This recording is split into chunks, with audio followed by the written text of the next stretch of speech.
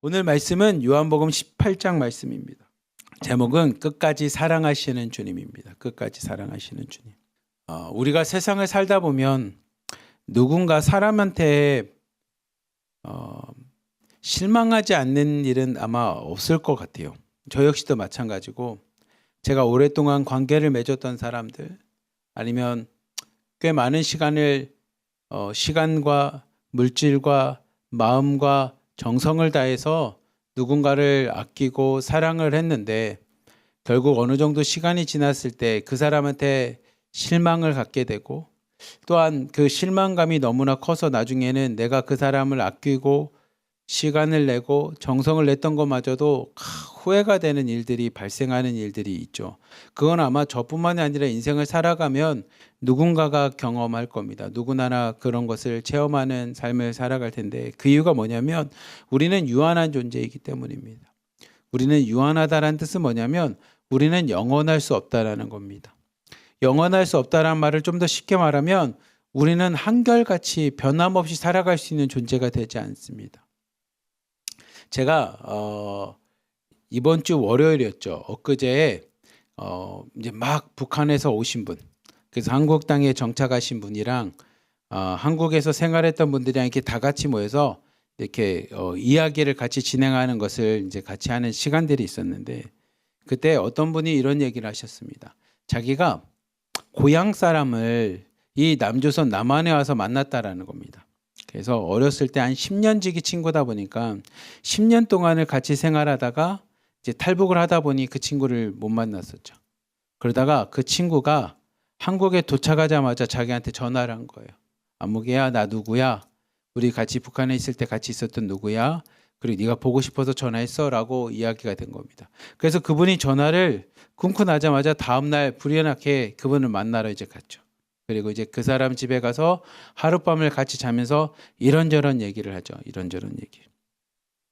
그러면서 친구가 떠나고 난 후에 혼자 어떻게 생활했었는지, 중국 땅에 가서 어떤 삶을 살았었는지, 그리고 한국에 와서 이제 남한에 와서 남조선에 와서 어떻게 이제 정착하고 앞으로 살아갈 건지에 대한 이야기를 하는데 그분이 저한테 뭐라고 얘기했냐면 친구를 만났는데 처음에 딱 친구를 만났을 땐 내가 알던 친구가 맞나?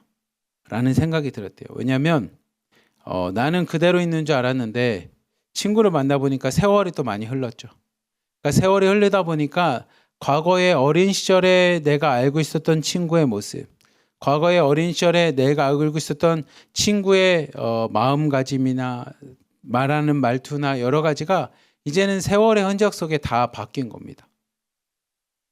상처도 있었고 중국에 자녀를 두고 왔던 아픔도 있었고 북한에서 친구가 떠나고 난 후에 그 집안에 있었던 이야기들 때문에 이 친구를 보면서 내가 알던 친구가 과거의 기억 속에 있는 모습과 지금의 눈에서 보이는 친구가 다르구나 라는 것을 이제 그분이 이야기를 했었습니다. 그게 좋다 나쁘다 그런 뜻은 아니고 우리는 결국은 사람이라는 존재는 유한하기에 우리는 변할 수밖에 없고요. 유한하기에 우리의 모습이 한결같을 수가 없습니다. 그런데 우리가 유한하기 때문에 오늘 우리의 모습이나 우리의 고백이나 우리의 신앙도 한결까지 끝까지 갈 수 있냐? 그럴 수가 없습니다. 오늘 말씀인 요한복음 18장을 보면 그 모습을 시몬 베드로를 통해서 우리에게 보여줍니다. 그가 주님, 세상 모든 사람이 주님을 버려도 저는 주님을 버리지 않겠습니다. 그리고 제자들에게 우리도 가서 죽자라고 이야기할 만큼 예수님을 따라갈 것처럼 끝까지 예수님 곁을 지킬 것처럼 이야기했지만 그 시몬 베드로마저도 두려움 앞에 자기가 처해 있는 환경 앞에 그렇게 바뀌게 됩니다. 그래서 우리의 믿음을 갖고 때로는 우리의 의지를 가지고 때로는 우리의 다짐이나 우리의 기도나 우리의 모습을 통해서 하나님 앞에 구원받을 수 있냐? 그게 어려운 일입니다. 율법은 너희들이 그렇게 행하면 구원을 줄게, 너희들이 그렇게 하면 구원에 이르는 하나님의 자녀의 삶을 살아갈 수 있어라고 얘기할지 모르지만 여러분과 우리가 앞에서 이야기하는 것처럼 우리가 그렇게 할 수 있는 존재가 아니기에 우리는 변함없이 살아가거나 우리가 지금 이야기한 걸 끝까지 지킬 수 있는 존재들이 되지 않기에 우리의 노력과 우리의 모습과 우리의 행동들과 우리를 가지고 구원을 받을 수 있냐? 그럴 수 있는 존재가 아니라는 겁니다. 그렇게 구원은 누구에게 있냐면 우리에게 없습니다. 그렇게 구원은 율법으로 되지 않습니다. 그렇게 구원은 나의 생각이나 내 판단이나 지식이나 내가 행동하는 조금 얄팍하게 조금 하는 행동 가지고 내가 믿음이 있는 것처럼 얘기한다고 구원이 되냐? 그럴 수가 없습니다. 그러면 구원은 어떻게 해야 가능합니까? 라고 하면 오늘 제목과 같이 끝까지 사랑하시는 주님의 사랑 때문에 가는 건 겁니다. 끝까지 사랑한다라는 것은 끝까지 변함없다라는 겁니다. 변함없이 우리를 사랑하시는 주님의 그 사랑, 그 끝까지 변함없는 사랑을 우리는 뭐라고 고백하냐면 은혜, 주님의 은혜로 우리가 구원받는 겁니다. 그리고 믿음으로 구원받는 그 믿음은 뭐냐면 예수님이 끝까지 나를 사랑하심으로 십자가를 지셨고 끝까지 사랑하심으로 나에게 은혜를 베풀어 주셨으며 끝까지 사랑하셨던 그 주님에게 구원이 있음을 내가 믿는 그 믿음입니다. 그 예수님의 그 나를 향한 구원의 그 길, 십자가를 믿는 그 믿음이 우리에게 구원을 주는 것처럼 우리 유한한 인간에 의해서 구원이 이루어지는 것이 아니라 오늘 말씀과 같이 끝까지 사랑하시는 주님의 그 사랑 때문에 그 은혜로 우리는 구원받는 존재라는 겁니다. 그것을 여러분 마음에 새겼으면 좋겠고요. 그 마음에 새긴다면 우리의 신앙의 모습이나 우리 공동체의 생활이나 나의 삶이 달라지게 됩니다. 어떻게 달라집니까? 뭐냐? 겸손하게 되고요. 내가 죄인이라는 고백을 하게 되고요. 그리고 내 삶 가운데 의지하고 고백할 것은 예수님밖에 없음을 고백함으로 그 예수님 앞에 우리가 겸손히 십자가의 길을 걸어가는 자의 삶을 살아간다라는 겁니다. 나는 죄인이오니 주여 내 삶 가운데 주인이 되어주시고 오늘도 내 삶을 이끌어 주시옵소서라고 하는 믿음의 고백, 그 믿음을 갖고 오늘 하루도 살아가는 삶이 된다는 겁니다. 우리 그 모습을 요한복음 18장을 통해서 하나하나 한번 보도록 하겠습니다. 요한복음 18장 1절부터 6절까지 말씀 같이 한번 봅시다. 같이 봅시다. 시작. 예수께서 이 말씀을 하시고 제자들과 함께 기도로운 시내 건너편으로 나아가시니 그곳에 등산이 있는데 제자들과 함께 들어가시니라. 그곳은 가끔 예수께서 제자들과 모이시는 곳이므로 예수를 파는 유다도 그것을 알더라. 유다가 군대와 대제사장들과 바리새인들에게 얻은 아랫사람들을 데리고 등과 횃불과 무기를 가지고 그리로 오는지라. 예수께서 그 당할 일을 다 하시고 나아가 이르시되 너희가 누구를 찾느냐? 대답하되 나사렛 예수라거늘. 이르시되 내가 그니라 하시니라. 그를 파는 유다도 그들과 함께 섰더라. 예수께서 그들에게 내가 그니라 하실 때에 그들이 물러가서 땅에 엎드려지는지라. 7절 말씀입니다. 이에 다시 누구를 찾느냐고 물으신대 그들이 말하되 나사렛 예수라거늘. 예수께서 대답하시되 너희에게 내가 그니라 하였으니 나를 찾거든 이 사람들이 가는 것을 용납하라 하시니 이는 아버지께서 내게 주신 자들 중에서 하나도 잃지 아니하였사옵나이다 하신 말씀을 응하게 하려 함이라. 아멘. 예수님께서 제자들과 함께 1절 말씀은 동산을 갑니다. 이 동산은 여러분들이 잘 아시는 것처럼 다른 복음서에 보면 이 동산의 이름이 등장하는데 겟세마네 동산입니다. 이 겟세마네 동산에 오르셔서 제자들과 함께 기도하십니다. 제자들에게 너희들은 여기에서 나를 위해서 중보하라라고 이야기를 하고 멀찍하게 떨어진 곳에 예수님 가서 혼자 기도를 하십니다. 그 기도하시는 기도가 얼마나 간절했으면 다른 복음서에 보면 그가 땀방울이 핏방울이 되어 떨어질 만큼 그렇게 기도를 합니다. 근데 이 겟세마네 동산에 대해서 요한복음은 이 가룟 유다, 예수님을 팔려가는 유다 역시도 이 동산을 알고 있었다라고 이야기합니다. 그래서 이 동산을 알고 있었던 유다가 대제사장들 통해서 그리고 바리새인들을 통해서 군대 그리고 그들의 아랫사람들을 다 데리고 예수님을 잡기 위해 예수님을 잡아서 가기 위해 그 많은 사람들을 데리고 등장을 합니다. 그리고 그 많은 사람들을 데리고 등장하는 그들을 향해 예수님께서 물어봅니다. 너희들이 누구를 찾으러 왔느냐? 좀 찾는다라는 단어보다 오늘 본문의 말씀을 빗대어서 얘기하면 이렇게 등장합니다. 너희들이 누구를 잡으러 왔느냐? 그들이 뭐라고 얘기하냐면 나사렛 예수를 잡으러 왔습니다. 나사렛 지역에서 태어난 예수라고 하는 사람을 잡으러 왔습니다. 예수님이 말씀하십니다. 내가 크다. 내가 나사렛 예수다라고 이야기합니다. 그자 그들이 땅에서 멀찍이 물러나서 땅에 엎드려집니다. 아마 그들도 예수님에 대한 소문을 들었을 겁니다. 그리고 예수님의 능력에 대해서 그들이 들었을 겁니다. 그래서 예수님을 잡으러 왔지만 한편으로는 예수님을 두려운 마음으로 그들이 예수님 앞에 무릎을 꿇고 땅에 엎드려지게 됩니다. 그런 그들을 바라보며 예수님이 다시 묻습니다. 너희들이 누구를 찾으러 왔느냐? 우리말로 바꾸면 누구를 잡으러 왔느냐? 그들이 다시 한번 이야기합니다. 나사렛 예수입니다. 그저 예수님이 이야기합니다. 내가 나사렛 예수니 나를 잡아가라고 말씀하십니다. 그리고 8절과 9절 말씀을 보면 예수님이 이렇게 말씀하십니다. 내가 그니 나를 잡아가라고 이야기하시면서 이 사람들이 가는 것은 용납하라. 지금 내 옆에 있는 예수님의 제자들은 너희들이 잡아가지 말고 그들이 갈 수 있게끔 너희들이 용납하라고 합니다. 그들은 갈 수 있게끔 허락해달라는 겁니다. 그리고 9절 말씀처럼 왜 예수님께서 나는 잡아가되 제자들은 이렇게 갈 수 있게끔 허락해달라고 그들이 갈 수 있게끔 해달라고 하셨냐면 9절 말씀처럼 하나님 아버지께서 예수님에게 주신 자들 중에 예수님이 하나도 잃지 않게끔 예수님께서 자신에게 속해 있는 예수님의 자녀들, 예수님의 사람들, 예수님의 백성, 하나님의 백성은 단 하나도 잃어버리지 않게끔 예수님께서 그들을 지키시기 위해 예수님의 제자들은 다 보내십니다. 여러분, 이 표현은 다른 복음서에는 등장하지 않습니다. 요한복음에만 등장합니다. 마치 요한복음에 등장하는 예수님께서 나는 누구다라고 이야기합니다. 나는 생명의 문이다. 생명의 떡이다. 아니면 나는 길이요 진리요 생명이다. 이렇게 표현하는 것처럼 그 중에 하나가 뭐냐면 나는 선한 목자라고 예수님이 자신을 표현합니다. 선한 목자는 자신의 양을 지키기 위해 목숨까지 내어놓는다라고 합니다. 예수님께서 지금 이 모습을 보여주십니다.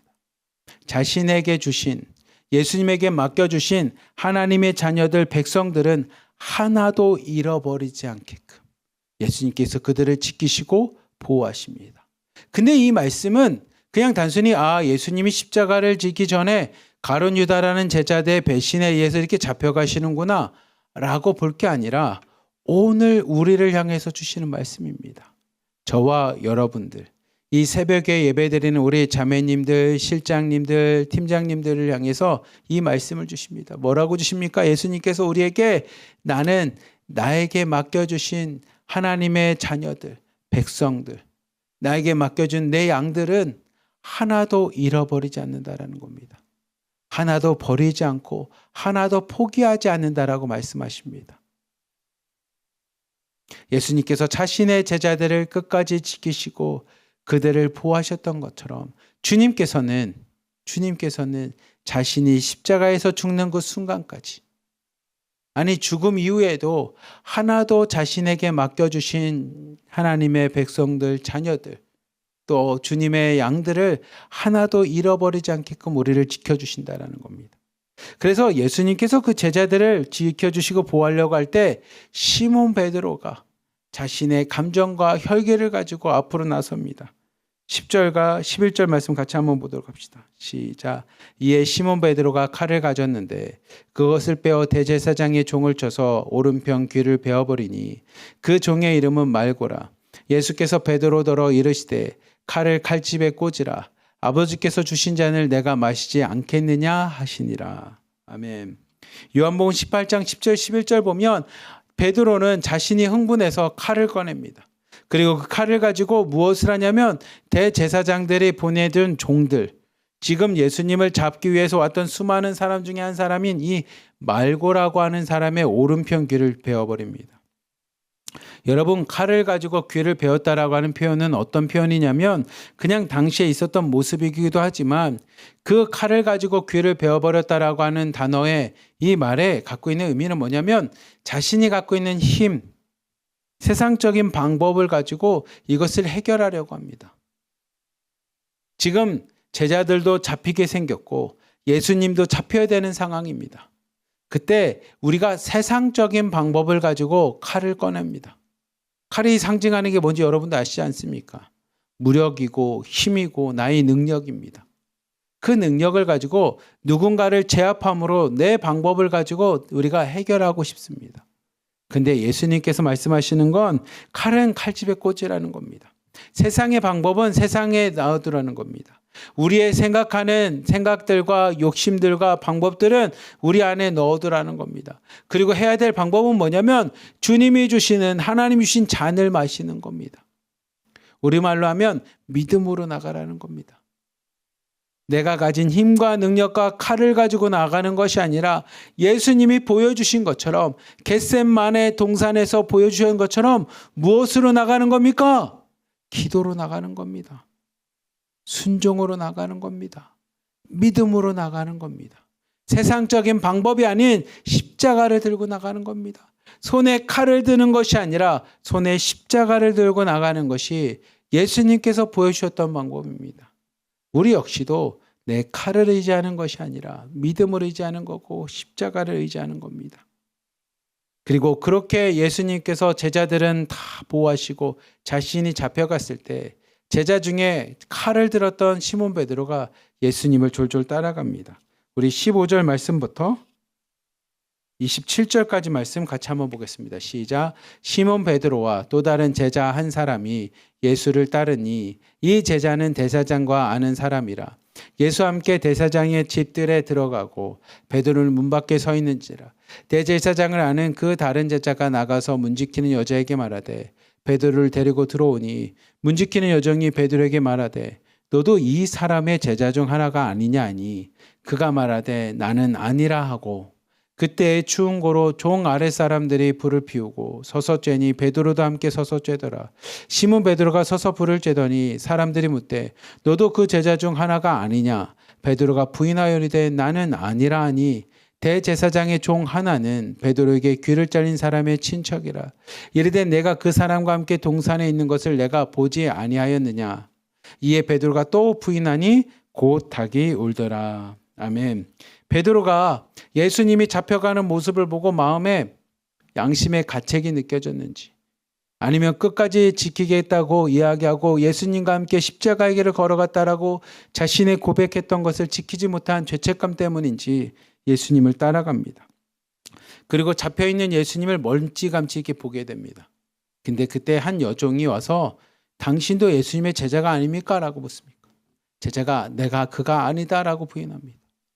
그러고 나서 추웠는지 불 쬐는 곳에 가서 불을 쬐고 있을 때 또 사람들이 묻습니다. 당신도 그 예수님의 제자가 아닙니까?